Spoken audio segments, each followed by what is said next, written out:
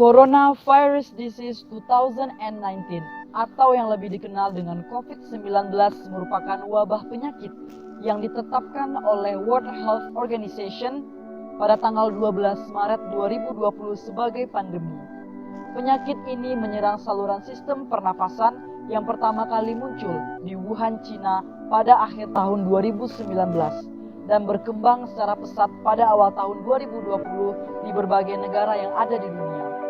Menurut Satuan Tugas Penanganan COVID-19 per tanggal 23 September 2020 telah terkonfirmasi 257.388 orang penduduk Indonesia terinfeksi COVID-19.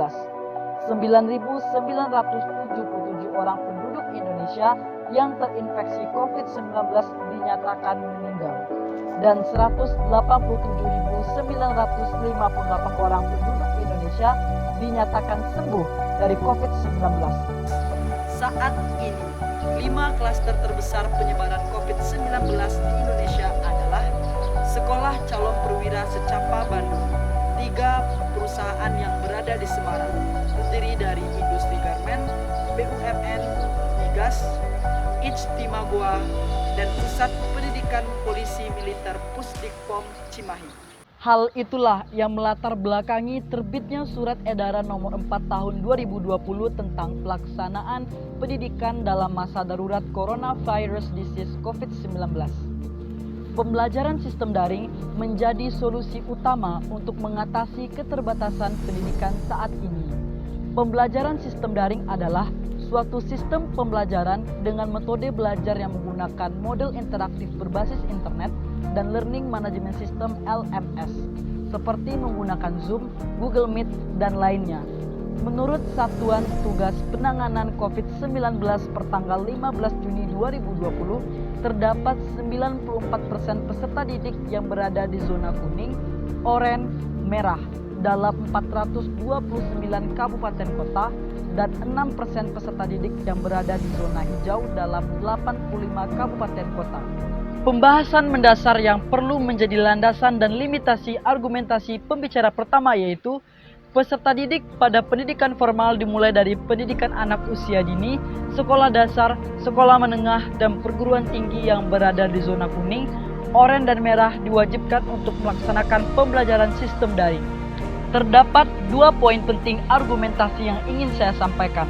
Yang pertama, diubahnya sistem pembelajaran di Indonesia saat ini menjadi sistem pembelajaran daring merupakan salah satu upaya pemerintah untuk memutus mata rantai penyebaran COVID-19.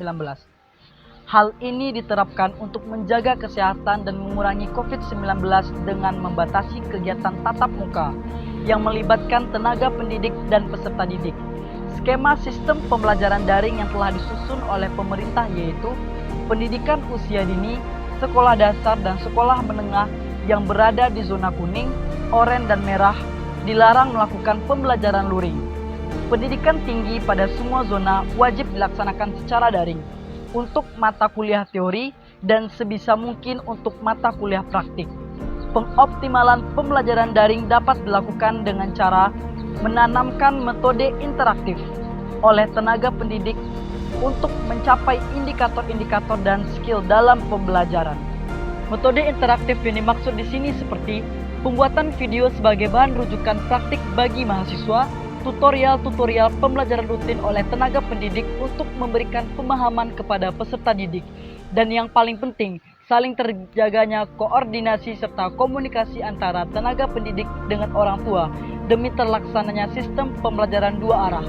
Telah banyak cara yang dilakukan oleh pemerintah untuk dapat memastikan sistem pembelajaran terbaru ini dapat berjalan dengan baik, seperti Permendikbud Nomor 19 Tahun 2020 tentang perubahan petunjuk teknik BOS reguler pasal 9A yang mengatur alokasi dana BOS untuk pembelian pulsa, paket data, dan layanan pendidikan berbayar bagi tenaga pendidik dan peserta didik.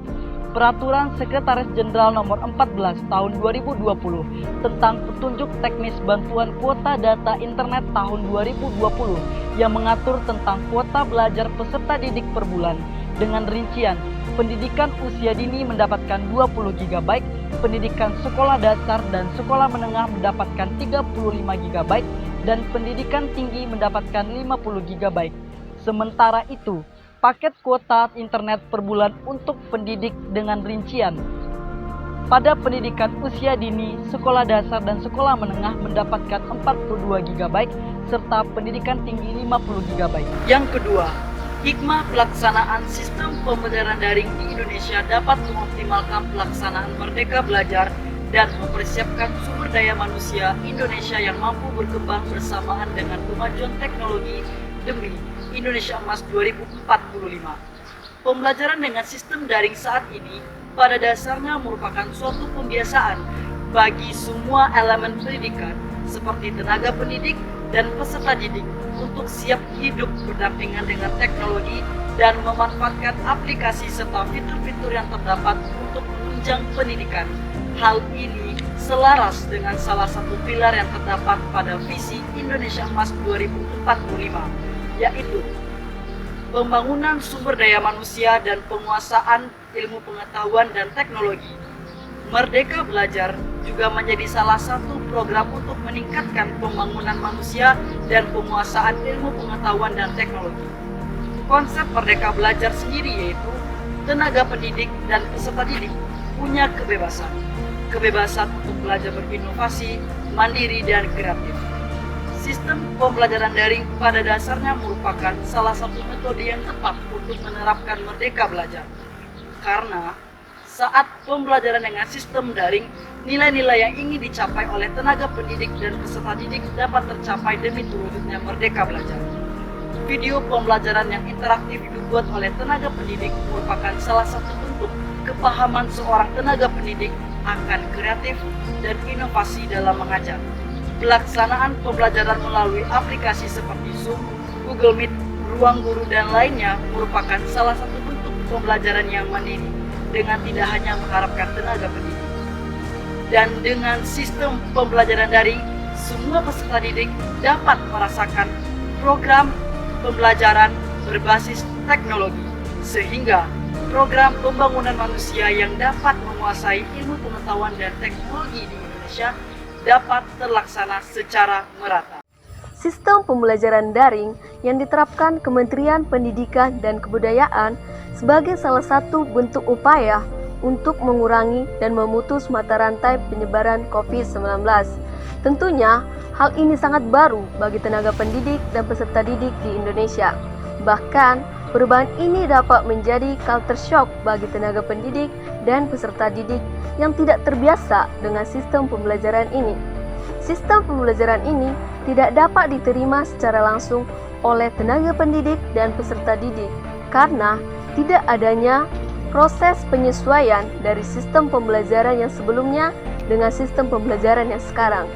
Sistem pembelajaran daring memang memberikan kemudahan dalam mengakses pembelajaran, namun cukup banyak dampak yang harus diperhatikan dalam sistem pembelajaran daring ini. Terdapat 3 poin penting argumentasi yang ingin saya sampaikan. Yang pertama, sarana dan prasarana. Ketika kita berbicara tentang kualitas pendidikan, sarana dan prasarana akan menjadi bahan pokok pembahasan sebagai aspek pendukung standar proses pendidikan. Berdasarkan survei terkait sistem pembelajaran daring terhadap 1.700 siswa yang dilakukan oleh Komisi Perlindungan Anak Indonesia (KPAI), terdapat 43% permasalahan terkait kuota internet dan 29% yang belum memiliki perangkat yang memadai untuk mengikuti sistem pembelajaran daring. Dalam hal ini, pengeluaran tambahan orang tua untuk melengkapi sarana yang dapat menunjang sistem pembelajaran daring seperti smartphone, laptop, dan kuota internet. Minimnya akses internet yang mengakibatkan pembelajaran sistem daring, khususnya di daerah terpencil, menjadi terkendala. Tempat tinggal saya sendiri yang berada di Kecamatan Sitinjo, Kabupaten Dairi, Provinsi Sumatera Utara, yang berada di zona kuning, mengharuskan saya untuk mencari dan mendapatkan jaringan internet yang layak dan memadai untuk mengikuti pembelajaran. Dan Kabupaten Yalimo, Provinsi Papua, yang berada di zona merah dan terletak di kawasan pegunungan tengah Papua tidak dapat menikmati internet gratis yang disediakan Kementerian Pendidikan dan Kebudayaan. Maka, untuk tidak menimbulkan hal demikian, perlu diperhatikan pemerataan jaringan internet di Indonesia, sehingga peserta didik di daerah terpencil dapat mengikuti sistem pembelajaran daring secara maksimal. Yang kedua, etika dan karakter. Dalam proses sistem pembelajaran daring, banyak peserta didik yang nampaknya kehilangan etika dan karakter. Peraturan Presiden Nomor 87 Tahun 2017 dan Peraturan Kementerian Pendidikan dan Kebudayaan Nomor 20 Tahun 2018 tentang penguatan pendidikan karakter yang pada hakikatnya untuk mendukung dan penyuksesan pelaksanaan penguatan pendidikan yang berkarakter di Indonesia. Namun, yang terjadi saat ini pada sistem pembelajaran daring seperti mengikuti pembelajaran hanya untuk absen dan setelah itu meninggalkan aplikasi pembelajaran yang merupakan salah satu bentuk tidak menghargai dan menghormati tenaga pendidik dan semakin maraknya plagiarisme serta kecurangan dalam mengerjakan tugas, kuis, bahkan ujian. Mengingat bahwa pembelajaran tidak hanya tentang transfer ilmu, tetapi juga proses bersosialisasi antara peserta didik dan teman sebaya maupun tenaga pendidik. Tentunya, hal tersebut tidak akan cukup jika hanya dilaksanakan secara pembelajaran daring. Yang ketiga, keefektifan penyampaian informasi pada sistem pembelajaran daring, terutama pada peserta didik sekolah dasar. Orang tua dituntut untuk menjadi pendamping bagi peserta didik pada sistem pembelajaran daring. Orang tua dituntut untuk dapat memahami dan memberikan pemahaman kepada peserta didik terkait pembelajaran tersebut. Hal ini dapat menimbulkan kesalahan dalam penyampaian informasi apabila orang tua tidak memahami secara baik pembelajaran tersebut. Jika sistem pembelajaran luring dapat dilaksanakan, maka akan terjadi interaksi secara langsung antara tenaga pendidik dengan peserta didik sehingga penyampaian informasi akan terlaksana secara maksimal sesuai dengan tujuan pembelajaran tersebut. Pelaksanaan praktikum dalam sistem pembelajaran daring tidak akan menambah skill yang seharusnya didapatkan dari praktikum dalam sistem pembelajaran luring secara maksimal. Pada dasarnya, sistem pembelajaran daring sampai saat ini masih menjadi pro dan kontra bagi masyarakat di Indonesia. Pada saat ini, sistem pembelajaran daring menjadi solusi utama dalam bidang pendidikan yang diterapkan oleh Kementerian Pendidikan dan Kebudayaan dengan tujuan untuk memutuskan mata rantai penyebaran COVID-19. Namun, sistem pembelajaran daring masih memiliki banyak kekurangan apabila diterapkan di Indonesia untuk saat ini. Kurangnya sarana dan prasarana yang dapat menunjang terlaksananya pembelajaran daring dan kurang efektifnya penyampaian materi pembelajaran. Oleh karenanya, sistem pembelajaran daring yang akan diterapkan harus merangkul segala aspek, baik tenaga pendidik, peserta didik, sarana maupun prasarana yang digunakan untuk menunjang pembelajaran secara daring. Terkait permasalahan dan kendala dalam pelaksanaan sistem pembelajaran daring saat ini, berikut merupakan solusi yang ingin kami sampaikan. Kami mempunyai dua solusi yang akan kami ajukan.